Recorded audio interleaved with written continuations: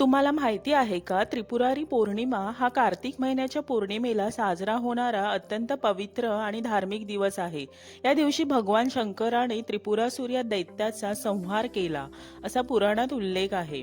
त्यामुळे या दिवसाला त्रिपुरारी पौर्णिमा किंवा देवदिवाळी असंही म्हणतात. त्रिपुरासूर हा अत्यंत पराक्रमी राक्षस होता. त्याने 3 भव्य नगरे त्रिपूर निर्माण केली होती. एक आकाशात, एक पृथ्वीवर आणि एक पाताळात. हे त्रिपुर एकाच वेळी नष्ट करता येत नसल्याने देवही त्याच्यावर काही करू शकत नव्हते. शेवटी देवतांनी भगवान महादेवांची म्हणजे शंकराची प्रार्थना केली. महादेवांनी एकच बाण सोडून त्या तिन्ही नगरांचा नाश केला आणि त्रिपुरासुराचा वध केला. त्यामुळे त्यांना त्रिपुरारी हे नाव मिळालं, म्हणजे त्रिपुरांचा संहार करणारा.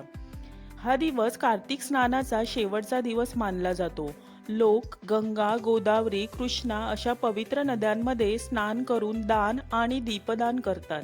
वाराणसी म्हणजेच काशी येथे या दिवशी देवदिवाळी म्हणून मोठा उत्सव साजरा होतो. संपूर्ण घाट परिसर दिव्यांनी उजळलेले असतात. भगवान विष्णू, शंकर आणि लक्ष्मी देवीची एकत्र पूजा केली जाते. या रात्री नदीकिनारी, मंदिरात आणि घरासमोर दिवे लावले जातात. त्यामुळे देवता पृथ्वीवर येतात असा विश्वास आहे. अनेक ठिकाणी फटाके, आरती, कीर्तन आणि भजन कार्यक्रम होतात.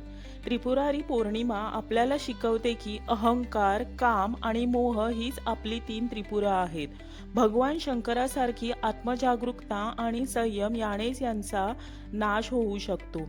तुम्हाला जर माझी ही रील आवडली असेल तर लाईक आणि शेअर करा आणि माझ्या चॅनलवर नवीन असाल तर सबस्क्राईब करा आणि बाजूचा बेल आयकॉन बटन दाबा. थँक्यू.